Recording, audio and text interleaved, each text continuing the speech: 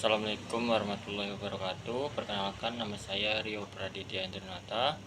Di sini saya selaku moderator dari kelompok 5. Kami dari kelompok 5 beranggotakan 2 orang, yaitu saya sendiri Rio Praditya Indranata dan Hafifah Quraini selaku pemateri dari materi SQL kedua. Nah, materi yang akan kami bahas yaitu terkait DML, DCL, dan TCL yang berada pada SQL. Baik, terdapat 4 topik yang akan kami bahas.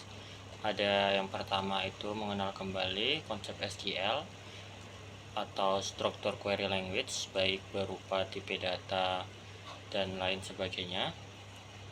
Kemudian yang kedua ada DML atau Data Manipulation Language. Yang ketiga ada DCL atau Data Control Language. Dan yang terakhir ada TCL atau Transaction Control Language. Materi yang pertama dan kedua akan disampaikan oleh Hafifah Quraini. Kepadanya dipersilakan. Oke, baiklah. Untuk materi pertama yaitu konsep SQL. Nah, eh, sebelumnya kita harus tahu dulu apa itu sih konsep SQL, yaitu bahasa unsur yang meminta pada database untuk menyediakan suatu data yang diperlukan. Nah, tipe bahasa khusus yang disebut ini adalah SQL atau Structured Query Language. Oke, istilah dalam SQL yang pertama ada yang namanya query, yaitu untuk menampilkan data dari database. Kemudian ada tabel, dalam bahasa base data relasional dinamakan dengan entitas. Kemudian ada field atau kolom, dalam basis data relasional dinamakan dengan atribut. Dan yang terakhir ada namanya record atau basis. Dalam bahasa data relasional dinamakan tuple. Nah, tipe-tipe data dalam SQL yang pertama ada yang namanya INT, yaitu untuk menyimpan nilai integer. Kemudian ada feature atau untuk menyimpan nilai string. Kemudian ada char untuk menyimpan nilai satu atau sedikit karakter. Kemudian ada float untuk menyimpan nilai satu atau sedikit karakter. Kemudian ada date untuk menyimpan data satu atau sedikit karakter. Dan terakhir ada namanya text untuk menyimpan nilai teks. Kemudian kita bakal praktek SQL. Nah, praktek SQL ini SQL standar itu melalui link yang ada, bisa teman-teman klik di samping. Kemudian bagian kiri layar adalah layar editor dan bagian kanan layar adalah tabel-tabel yang terdapat di dalam database demo tersebut. Nah, kemudian ada klik execute query untuk mengeksekusi perintah SQL yang telah dibuat. Jadi hasil datanya itu bisa teman-teman lihat nih di sini. Gimana bentuk dari eh, hasil dari website SQL-nya. Nah, kemudian kita lanjut pada materi namanya DML atau Data Manipulation Language. Nah, data manipulation language ini digunakan untuk melakukan manipulasi atau pengelolaan data pada tabel seperti memasukkan data baru, mengubah data, dan menghapus data. Nah, perintah-perintah dalam DML ini ada 3. Yang pertama ada yang namanya insert, untuk memasukkan record baru pada tabel, kemudian update untuk mengubah record pada tabel, dan terakhir ada namanya delete untuk menghapus record pada table. Nah, yang kita bahas satu-satu nih. Yang pertama ada yang namanya insert tadi. Nah, perintah ini digunakan untuk memasukkan record baru pada suatu tabel.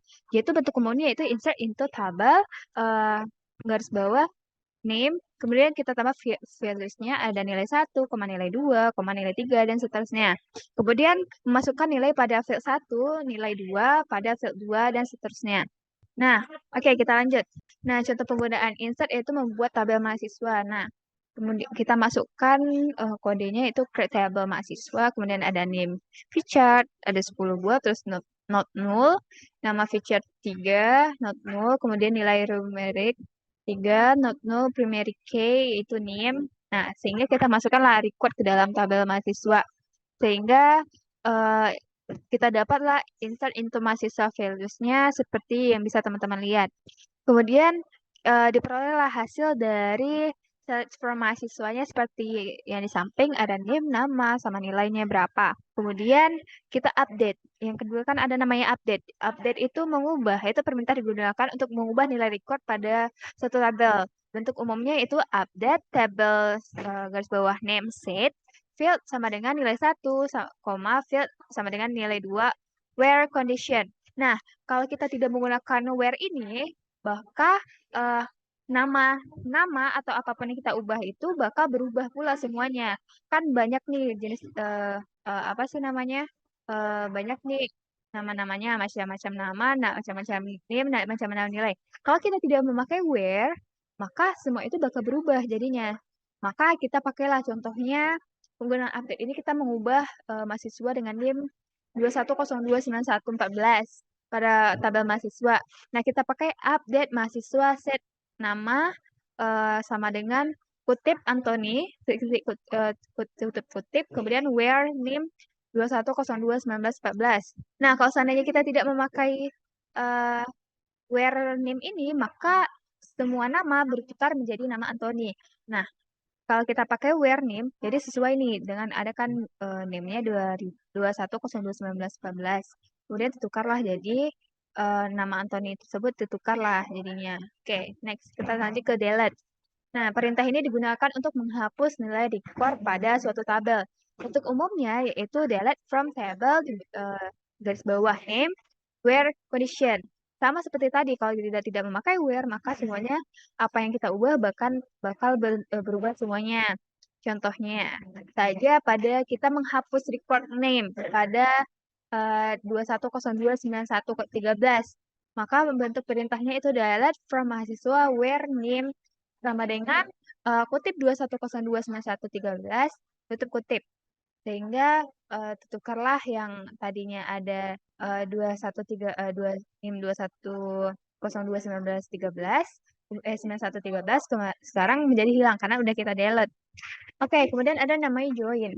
SQL ini menyediakan untuk mekanisme untuk menggabungkan join atau relasi antara antar tabel. Saat record atau data yang dibutuhkan berasal dari banyak tabel, lebih dari satu, maka mekanisme join dibutuhkan. Base data pada suatu tabel dapat dijoin dengan baris data dari tabel lain berdasarkan field yang sesuai, biasanya field primary key dan range key. Oke, jadi jenis-jenis join dalam SQL itu ada 4. Yang pertama ada inner join, yaitu untuk menampilkan record yang sama dari tabel-tabelnya. Kemudian ada full outer join untuk menampilkan seluruh record dari tabel-tabel. Kemudian ada leaf join untuk menampilkan record berdasarkan tabel kiri dan nilai yang sama pada tabel kanan. Kemudian right join untuk menampilkan record berdasarkan tabel kanan dan nilai yang sama pada tabel kiri. Agar mempermudahnya, maka bisa kita lihat ini di sebelah kanan ada inner join-nya bagaimana bentuknya, full join bagaimana bentuknya, left join, right join. Kemudian kita lanjut pada contoh penggunaan join tersebut. Nah, contohnya pada nilai tabel mahasiswa digunakan juga tabel peminjaman dengan data sebagai berikutnya. Ada ID-nya 1 sampai 7 di sini. Kemudian ada name-nya, ada bukunya apa. Nah, kemudian uh, kita kita yaitu diperoleh dengan menginput datanya dengan cara kuncinya ada create table peminjaman, kemudian dalam kurung ID garis bawah peminjaman feature 1 note 0 name feature 8 note 0 buku feature 20 seperti teman bisa baca. Nah, kemudian kita insert into peminjaman values-nya. Nah, contoh yang pertama kita akan menggambarkan terkait inner join. Inner join itu bentuk perintahnya atau strukturnya select bintang itu kita akan mengambil semua datanya dari atau from tabel 1, misalnya tabel mahasiswa inner join tabel 2 on apa yang sama di dalam tabel 1 sama dengan tabel 2 gitu. Langsung ke contohnya di sini. Contohnya kita mengambil data yang sama dari tabel mahasiswa dan peminjaman, di mana tabel yang data yang sama itu adalah NIM kan. Makanya perintahnya di sini select bintang from mahasiswa, kemudian kita inner join peminjaman, inner join dengan tabel peminjaman on mahasiswa.nim sama dengan mahasiswa dan dengan peminjaman.name. Kemudian akan diperoleh result atau hasil seperti ini, dimana ini merupakan irisan dari keduanya. Kemudian ada full outer join. Full outer join tadi yang kita pahami adalah gabungan. Bentuk perintahnya sama seperti sebelumnya, bedanya hanya penggunaan full outer join. Sehingga kalau kita berikan kepada mahasiswa dan tabel peminjaman, diperoleh select bintang from mahasiswa full outer join peminjaman on mahasiswa.name sama dengan peminjaman.name sehingga akan diperoleh ini ya, dimana ID pinjam ini pasti masuk semua 1 2 3 4 5 6 7, tadi ada 7 ID. Kemudian NIM atau yang berada pada mahasiswa itu juga masuk. Tuh, jadi semua data di sini masuk ya. Kemudian ada left join. Left join itu berdasarkan tabel kiri dan nilai yang sama pada tabel kanan. Bentuk perintahnya sama seperti sebelumnya, bedanya penggunaan left join. Dimana kalau kita gunakan pada dua tabel mahasiswa dan peminjaman, select di sini mahasiswa.name, nama, nilai, kemudian peminjaman.id pinjam, kemudian ada buku. Nah, ini sebenarnya juga bisa kita buat select bintang ya. Ini untuk model lain saja. Select bintang from mahasiswa, left join peminjaman, on mahasiswa.name dan sama dengan peminjaman.name. Diperoleh ini ya, dimana ini tuh nilai dari semua di tabel kiri atau tabel mahasiswa atau NIM-nya. NIM-nya kan sebagai primary key dari mahasiswa, makanya dia masuk semua. Dan ini ada yang tidak meminjam, jadi tidak ada ID pinjam. Kemudian kalau rect join itu menampilkan record berdasarkan tabel kanan, sehingga dapat diperoleh di sini ya. Penggunaannya adalah select, ini juga bisa bintang, select bintang from mahasiswa, rect join peminjaman on mahasiswa.name sama dengan peminjaman.name. Nah, di sini kita lihat yang menjadi kunci utama adalah peminjaman. Yang ID pinjam itu masuk semua 1 2 3 4 5 6 7. Kemudian yang dimasukkan hanyalah yang meminjam saja. Yang tidak masuk dalam peminjaman akan 0 seperti ini ya, karena dia tidak ada di dalam tabel mahasiswa. Selanjutnya ada data control language. Data control language itu untuk pengontrolan data server, seperti memanipulasi user dan hak akses. Sebenarnya kunci utamanya adalah untuk memberikan hak akses atau mencabut gitu. Tujuan utamanya untuk keamanan. Nah, contohnya kita akan memberikan atau mengaplikasikan pada MySQL. Nah, perintah-perintahnya itu ada dua, ada grant dan juga revoke. Grant itu untuk memberikan akses, sedangkan revoke itu untuk mencabut akses pada pengguna, bisa aja insert, update atau lain sebagainya. Nah, di sini ada tipe-tipe izin atau akses yang bisa diberikan. Bisa all privilege, di mana all privilege ini untuk memberikan semua izin. Kemudian ada yang udah pernah kita pelajari, ada create, drop, insert, update dan lain sebagainya. Jadi ini bisa kita berikan 2 atau 3, beberapa atau bahkan semuanya itu kalau semuanya menggunakan all privilege. Contoh penggunaan grant di sini. Nah, untuk bentuknya grant itu seperti ini perintahnya, dimana grant tipe izinnya apa yang diberikan, on database, nama database dot nama tabelnya. Kalau misalnya mau semuanya ya tinggal on bintang titik bintang, berarti di semua database dan semua tabel. Kemudian kita lihat di sini to nama user at localhost. Ini at localhost tidak wajib, bisa saja nama user aja, tergantung user yang kita buat.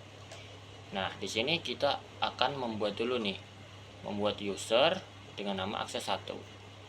Ya kan? Kita akan buat user nama akses 1. Kemudian kita akan berikan akses select untuk user ini. Oke. Langsung saja.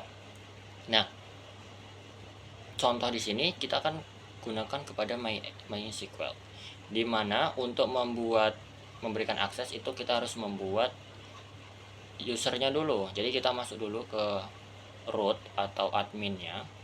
Sini kita masuk ke root melalui cmd. Kemudian kita create user di sini. Create user akses 1 at localhost. Ini ya, create user akses 1 at localhost, berarti akses 1 di localhost. Kemudian kita berikan grant select, berarti kita hanya memberikan akses select di akses 1, on bintang di semua database dan tabel, untuk to akses 1 at localhost. Ini sama dengan user yang kita buat ya. Kemudian kita exit di sini. Nah, kita coba login menggunakan user akses 1 tadi. MySQL user di sini akses 1. Berarti kita login menggunakan user akses 1. Nah, di sini saya udah punya database dengan nama toko makan. Kita langsung use toko makan, ternyata bisa database change, berarti database sudah dipakai. Kita lihat di sini show tables. Ternyata di sini ada tabel produk. Kan? Kemudian kita coba tadi kan kita berikan akses select, berarti select bintang from produk. Ternyata muncul produk-produknya ini dari tabel produk. Nah, kita kan cuma memberikan akses select. Apa yang terjadi jika kita lakukan yang lain? Misalnya kita mau mendelete produk ke-11 nih, nasi uduk ingin kita delete. Kita lihat delete from product where ID product sama dengan 11. Jadi ketika ID-nya 11 kita delete satu baris. Ternyata delete comment denied to user access 1 at localhost for table product. Jadi tidak ada akses untuk menghapus. Sehingga karena kita cuma memberikan akses select, maka tidak bisa dilakukan akses yang lain. Nah, selain grant atau pemberian akses, ada yang namanya revoke tadi kan. Revoke itu bedanya untuk mencabut hak akses. Ini kalau tadi itu grant on to, ini bedanya revoke on from. Jadi kita revoke akses apa, on misalnya bintang titik bintang, from nama usernya tadi. Itu ya. Kita coba di sini akan mencabut akses select di dalam akses 1 tadi. Kan kita udah membuat ya. Kita masuk lagi ke admin. Kemudian langsung aja revoke select on bintang from akses 1 at localhost. Query oke berarti berhasil, kemudian kita exit. Kita coba login lagi menggunakan akses 1.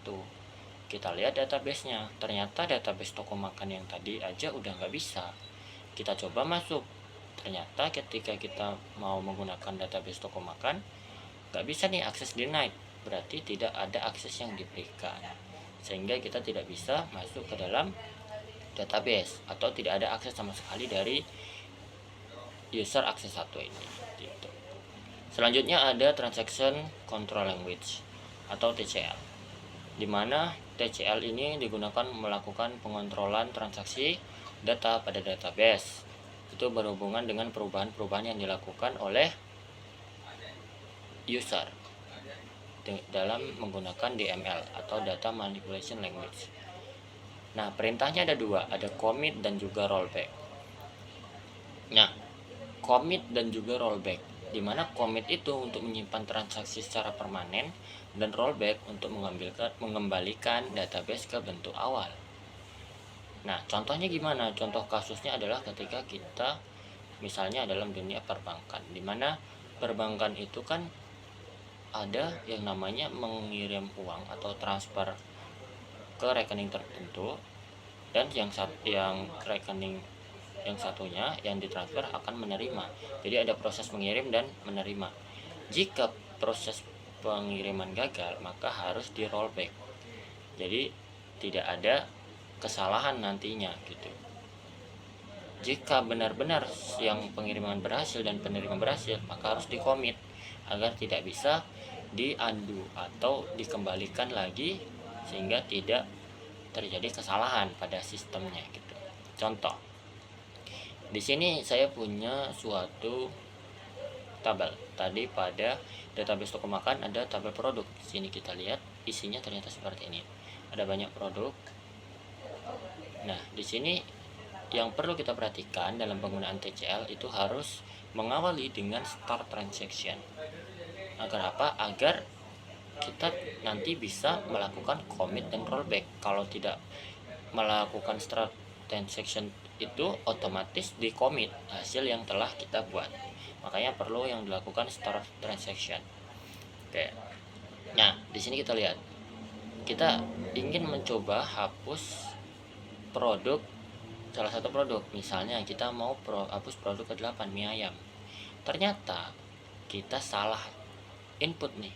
Harusnya kita hapus ID produknya 8, tapi kita hapus ID produknya 9. kita lihat lagi di dalam produk ternyata 9 hilang kan. Nah, kita bisa lakukan yang namanya rollback. Rollback nanti setelah kita lihat lagi ternyata ID produk 9 kembali lagi nih. Kita lihat ya, setelah kita rollback, kita cek lagi di dalam produk, ternyata kembali. Nah, kita pastiin. Yang kedua, kita coba delete lagi, ID produknya sama dengan 8. Nah, udah nih, kita yakin udah bener 8 dan berhasil kan. Langsung kita commit. Nah, kita lihat di sini. Oh, 8-nya udah hilang ternyata ya. Mie ayamnya hilang. Nah, kemudian kita coba apakah bisa di rollback. Kita lihat di sini query oke. Ternyata setelah kita lihat select bintang from produk yang ke-8 mie ayam tadi ternyata nggak kembali lagi. Jadi setelah kita commit itu tidak bisa di rollback atau di undo, tidak bisa. Sehingga ini udah tersimpan secara permanen. Penggunaannya tadi untuk perbankan ini sangat penting dari segi keamanan jadi penggunaan TCL ini sangat penting untuk proses transaksi. Oke, itu saja penjelasan dari kami terkait materi SQL ini. Untuk segala kekurangannya kami mohon maaf. Kami akhiri. Wassalamualaikum warahmatullahi wabarakatuh.